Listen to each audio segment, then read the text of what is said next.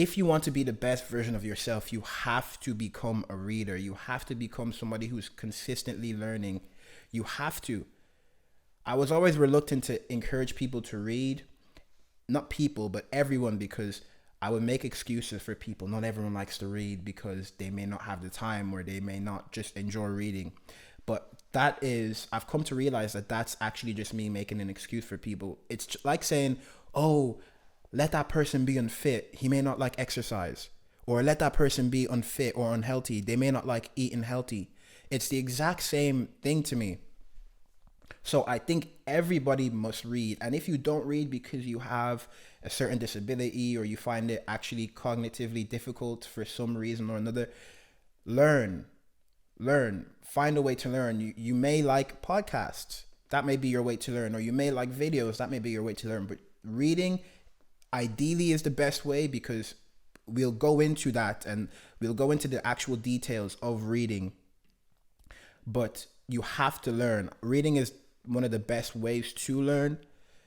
But if for some actual real reason you can't read, consume or find a way to ingest information and new experiences and new learnings some way or another, because it's actually a life-changing endeavor, and it's a life-changing habit to pick up. So we're going to be talking about start reading to change your life, and how reading changed my life. Reading has changed my life in so many ways. Okay, so when I think about the recent strides I've made in my life, obviously starting a podcast, I used to be very fat. I'm not going to say I'm fat now, but I've lost around 16 kg, which has taken me years. And you're going to ask, how has reading made you lose 16 kg? I will tell you how. Just make sure you listen, because reading is so powerful. And one thing I was reluctant to say, that I used to always say, books changed my life. Books changed my life. No, books did not change my life. I changed my life with what I learned from books. So that's one thing I want people to remember, and it's going to be a recurring thing I emphasize during this, because I don't want it to be like you open up a book and then all of a sudden you get to the last page and you're still the same person. No, you have to be ready to implement the things that you think are going to be applicable and beneficial to you, and you have to implement them unforgivingly. And of course, not everything in the book is Bible, but you have to take and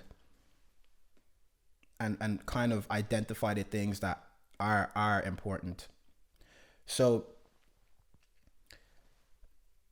reading is good for so many ways. There are incredibly practical ways. For example, especially in this day and age that we're never focused on just one thing, reading makes you at least slow down. It makes you concentrate your mind on just one task. You can't read and be thinking about 10 things at once. You can, but that's actually when you start to wander off, which is actually a benefit of reading, because it makes you imagine and it makes you think, which is the whole point of reading. But when your mind wanders off for some time, you come back and you kind of gather your concentration back into that book. So that's one of the benefits that it does. It makes you slow down, and it makes you focus in this day and age where we do not have the time for that if we do not create it. And reading is one of the ways we can create that time of pure focus.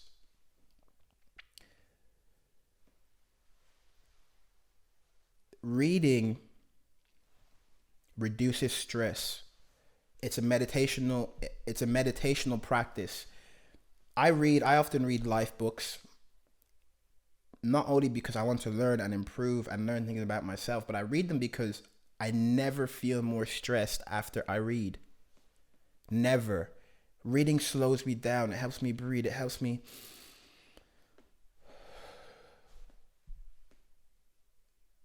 And I don't really know. Now meditations are becoming more, I feel, popularized, which is a great thing.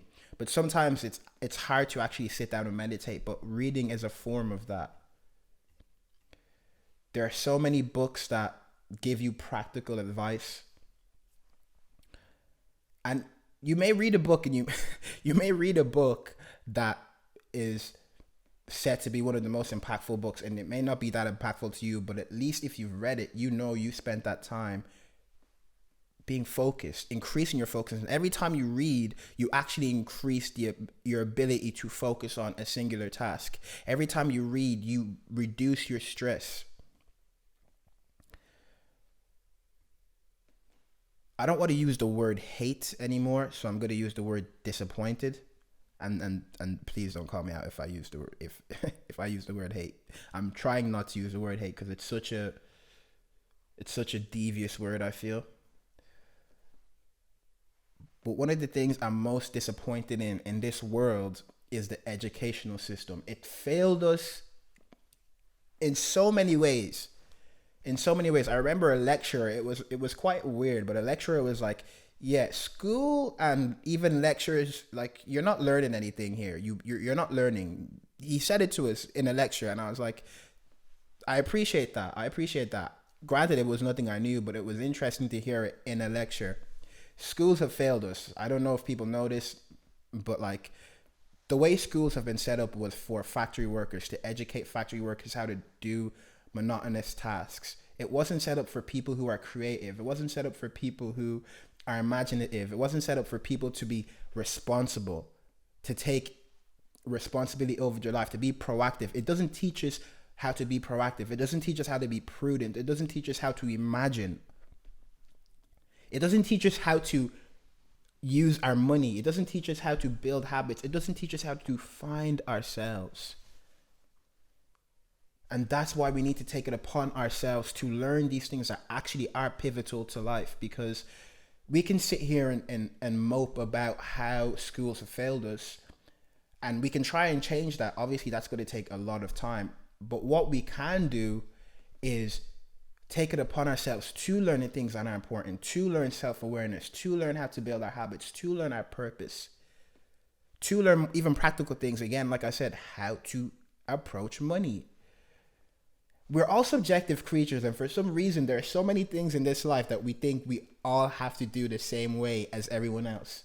Like, I spend money differently to my friends. Why is that? The Psychology of Money, a book I read, taught me, because the way I grew up, I'm an immigrant in a foreign country, single parent. So there are few variables that will impact, for example, my friends who were brought up in Ireland, who grew up in this country, have two parents. And those are just anecdotal kind of examples for, obviously the way I use money is going to be different to them, sorry. The way you use money is going to be different to your friends, and there's no right or wrong. It's just understanding. Well, there is a right or wrong, to be honest, because you can use money in a incredibly frivolous and wasteful way. But one, you have to understand our relationship with money, for example. So there are so many practical things reading teaches us. There are so many ways to learn. And one of my beautiful quotes by a Chinese philosopher, Confucius, that could be wrong, but the quote is, we can acquire wisdom through three different ways: meditation, the noblest way; experience, the hardest way; and imitation, the easiest way. We must not wait for old age to acquire wisdom. It's like, everyone knows that life is a continuous learning process of experiences. We will never have the answer. You're never going to be a complete human being. And that's why I love Nothing to the Grave. It's a continuous effort to learn and become our best self. It's never ending mission. And I like that because it keeps you awake. But we can't completely say, oh, we're just going to go through life waiting for our experiences to teach us everything we know. I feel like that, again, if you're trying to be the best version of yourself, that is a hopeless mission.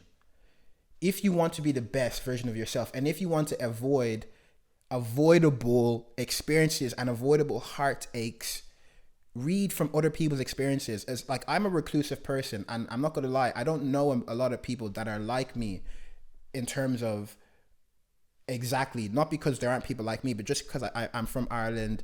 I have a lot of niche interests and a lot of eclectic interests and so many things. But reading, there are people like you on this planet. No matter how you feel or how reclusive you feel or how unique you feel, there are people like you on this planet.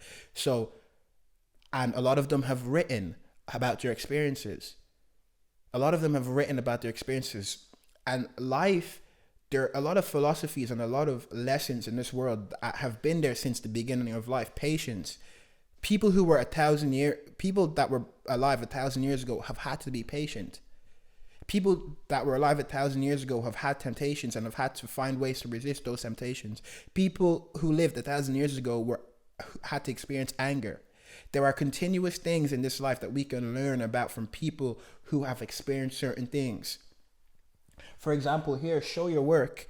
That book is about people in my situation, artists, creators. We have to be, there's a certain taboo element of, as an artist, like showing and asking and showing people your work as creators. For me, especially with my music, I'm quite, I was, and I'm trying to get out of it, reluctant to show my work, but it's a part of it. And luckily, people have written about that experience because we are all humans. No one here is an alien. We can learn from each other. That is the best way. That's actually one of the things that makes us different to other animals. I'm not a scientist, so everything I say here is, some of the things I say here aren't certain, but like, no, they are. But in terms of this example, I remember I was watching an animal documentary, and it was like talking about different animals that are intelligent. And one of the things that makes animals different or more intelligent to other animals is their ability to pass down information. So why would we not utilize that fact? That's what makes us humans. That's what makes us extraordinary. That's what makes us make progress and learn. If you want to be the best version of yourself, you have to take information from different sources. You have to read, because it teaches you things that you may learn eventually. But again, like this quote says, we must not wait for old age to acquire wisdom. What's the point of learning how to invest when you're 50 years old, when you can learn how to invest when you're 18 or 19 or 20 or 24? And that's a really good example, because of course you can start investing when you're 50, but that's 25 years or 30 years that your money could be compounding. And I like money because you can interchange that for information. You can use that for knowledge. There are certain things that you may learn when you're 50. Yes, that's all well and good, but it may not be as effective as if you learn it when you're this age. Shout out to any 50-year-olds listening. You can still learn, because it's better to learn when you're 50 than when you're 60. But that's what reading does. Why like, people often say to me, "Oh, I can't tell. I can't tell your age." Not so much anymore, because I'm 24. But when I was younger, people would say to me, "How do you know these things?" And I would seem precocious, or I would seem like I was older than I was. That's because I read. I'm reading. I always had an affinity or an alluring attraction towards information. I was always curious. So that's how you learn. You can grow and become the same person. Like, I feel like everyone realizes that at some point. You can actually grow and become the same person. In fact, most people never change, because change doesn't just happen down to your experiences. You actually have to have a proactive approach towards change. And how can you change? By learning, by experiencing things. And yes, we change through the natural process of experience. But the change I've gone through ever since I started reading, I feel like it's around 5 years. Well, you'll never know, but it feels like I've experienced years of change in just 2 years or a year of consistently reading. Because you're learning from people who have lived life, who have done things. So many people grow, but they don't change because they stop learning. So yes, it teaches you. The first one was, it slows you down and it makes you present and it reduces your stress. The second one is that it teaches you, which is important. The quote again, we can acquire wisdom through different ways. 3 different ways. Meditation, the noblest way. Experience, the hardest way. And imitation, the easiest way. We must not wait for old age to acquire wisdom. Experience is the hardest way to learn. Oscar Wilde said in this book that I read, it's like experience is what men call mistakes, which is true. Like, and look, we all need to make mistakes. That's the beauty of life, and we have to learn from them. But like, there's some mistakes that I've made that I was like, damn, if I could have avoided this. And not many, because they all make you who you are, but there are definitely mistakes that I hopefully will avoid now because I've read about it. And that's the same for all of us. There are mistakes that we can avoid or things that we can implement in our lives if we read. So the second one is that it teaches you. Thirdly, it's good for your brain. I'm not a neurologist or a neuroscientist, but from my own experience, it's actually made me remember things better. I used to always say I had bad memory. I can't remember things. But as I've started to read, my memory is actually becoming a lot more strong. I'm remembering things better. I'm being better with names. I'm being better. My recollective memory is becoming better. It's actually, you can experience, you can actually notice. It's very easy when you've been reading for a while. Your memory does improve, and these are all like scientific facts. Like, it improves your cognitive ability. It really does. It's good for your brain. It improves your literacy. It improves your ability to focus. It improves your memory. Like, it stimulates your brain. And I mentioned before, there are times when you read and you wander and your mind wanders, and that's not a bad thing because your brain is firing. Your brain is awake. It's thinking about things. It's making associations. It's making recollective. It's bringing back recollection, you know? It's making you imagine. It's stimulating your mind to ideas. The amount of times I read, this is the beauty about it now. When I read, a lot of times, depending on the book, I often have to stop. I'm underlining. It depends. If it's a life book, which I'll come to define soon. If it's a life book, I'm saying, okay, these are ways I can implement this in my life. These are ways, okay, I can implement this in this podcast this way. I can implement this in my music this way. I can implement this in my day-to-day life. Or if it's a novel or a literary book, I'm underlining metaphors. And not only am I underlining metaphors, I'm thinking about I'm coming up with my metaphors. I'm coming up with imagery. I'm coming up with associations. It's so good for your brain. Like, I feel like my brain is getting healthier and has gotten healthier ever since I started reading. It's so good for your brain. Like, every so often I Google the most random things. I'm like, how to get smarter. I Googled this recently, and the number one thing was reading.